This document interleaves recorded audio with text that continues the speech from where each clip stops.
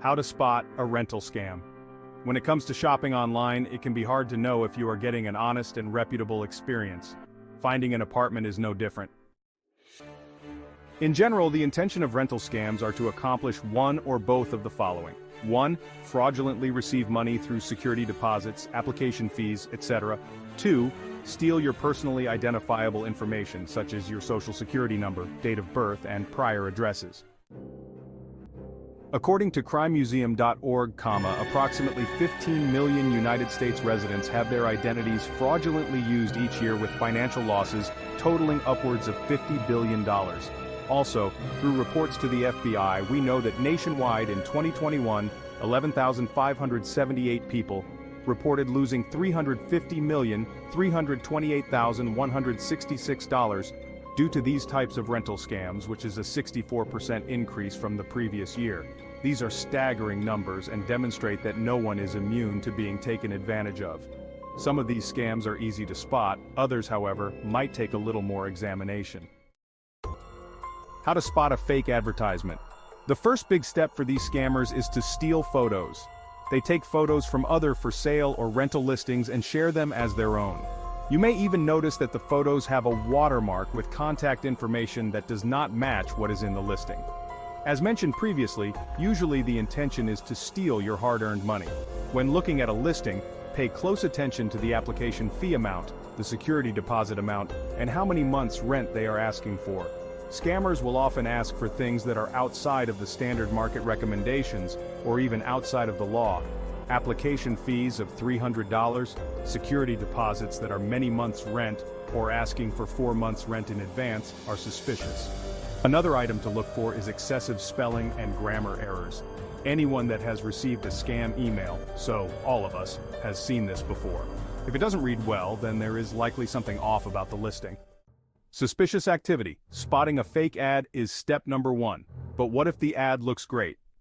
Below are a few other issues you may encounter that are suspicious. Asking for funds to be sent in an atypical way. Never send money through a wire transfer or through payment apps such as PayPal or Venmo to someone you don't know.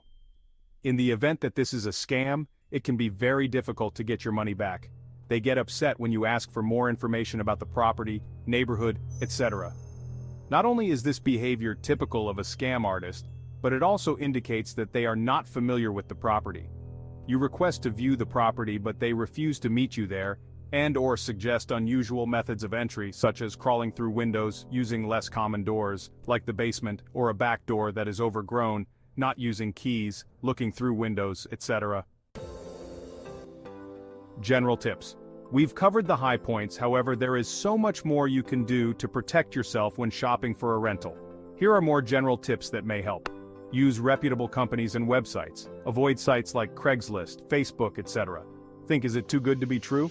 If it's a massive, beautiful apartment and the rent is far below market value for the area, it may just be too good to be true. Search for the address online to see if it's posted for sale, if there's multiple ads with different amounts, etc. Compare the information on the listing to the deeded owner. This is considered public information and can usually be found in a town's real estate commitment book or through the tax assessor's office. If the property owner is listed as a business, such as an LLC, research the business and look for a valid point of contact. If it's a property management company, search for their direct number independently rather than calling the number on the advertisement. Always see the property in person. If they are not willing to let you see the property, then it should be an immediate red flag. Review all documents before signing and be willing to ask questions. A quality property owner or manager accepts questions and is willing to clarify any confusion. If the documents you received have exorbitant costs, do not have legal jargon or formatting, or generally do not make sense, then this may just be a scam. Ask lots of questions. Nothing deters a scammer more than someone who asks a lot of questions. If they become agitated and forceful, then it's time to move on. There are so many variations of rental scams out there. The best things you can do are be curious, ask questions, and use common sense. Overall, if it seems suspicious or too good to be true, it probably is.